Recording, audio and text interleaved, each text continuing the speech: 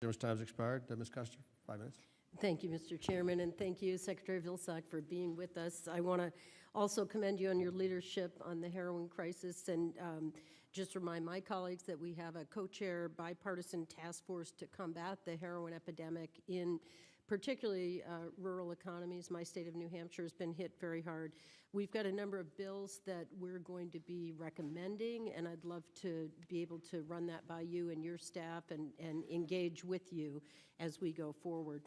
A couple of quick questions. One that I hear often in New Hampshire is, as I go around visiting my farmers and holding roundtables, is about the margin protection program. And the particular issue for us, we're sort of at the end of the pipeline, if you will. This happens to us in energy, and it's happening to us in the cost of feed, so that the equation between the price for milk and the cost of feed, we're being squeezed very, very hard in New England and New Hampshire in particular. I'm just wondering if you have any comment on that and how this program is going generally. I understand 50% of farmers, dairy farmers, are participating. Do you have any feedback on how it's going? A small number of farmers received payments last year. Depending upon what happens, the farmers with $8 and $7 protection may see some payments this year. It's expected. I think there is a need, as Congress considers the new Farm Bill, to discuss the current state, which does not give us the flexibility and the ability to regionalize those feed costs. I think under the circumstances, as we listen to folks, that's something that should be addressed in the next Farm Bill, or if there's an opportunity to address it before, fair enough. But it's not something we can do from a regulatory perspective, but it is something that I think is a fair concern. There are significant differences in feed costs, and that needs to be factored into the program in order for it to work. And you're correct, roughly 50% of the producers are participating, and of that 50%, about 55% purchased higher coverage, the $6, $7, $8 coverage. All right, great. So I'll follow up with colleagues about that regional difference on the feed costs.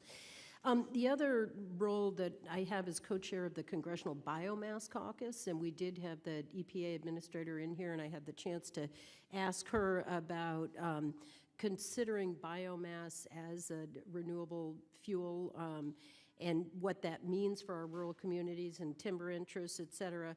Could you comment on any additional members? I know USDA has been a strong supporter. I really appreciate that. Anything else that you might add about biomass and the future for the biomass industry in our rural communities? Well, biomass studies have been conducted by the Department of Energy showing that there's a significant amount of opportunity here. 1 billion tons, I think, is the most recent estimate.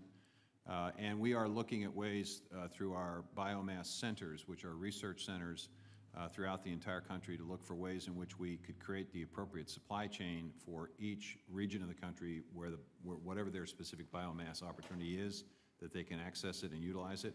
We're also investing in resources through the 9005 program, which is advanced biofuel production, providing assistance to about 320 companies to produce biofuel from biomass.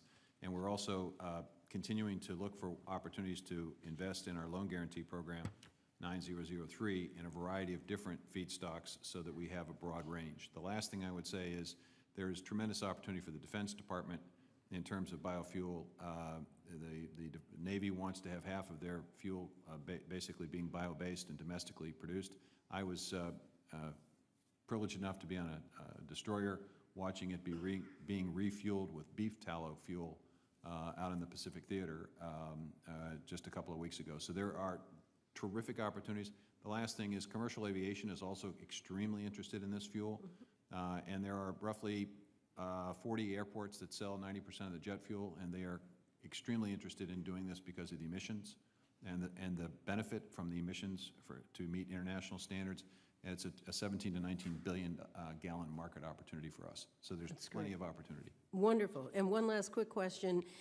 Quick plug for your rural development program. It's been fantastic in higher education, community colleges, affordable housing, homeless veterans. We're using it every chance we get. And a shout out to Ted Brady and your operation, who covers Vermont and New Hampshire, doing a fantastic job. Wanted to ask you about the affordable housing in rural communities.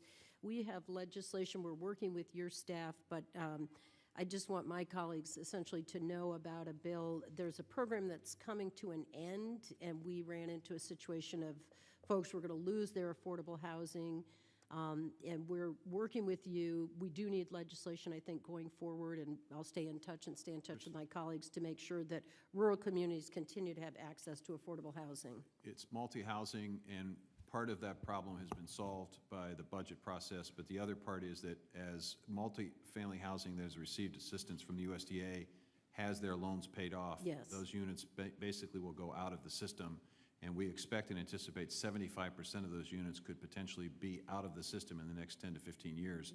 That's my fear. Beginning in the very near future, so it is an issue. We need to change the incentives to try to keep people in that program. Create a voucher system. Thank you very much, Mr. Gentlelady's Chair. time has expired. Mr. Crawford, 5 minutes. Thank you, Mr. Chairman. Mr.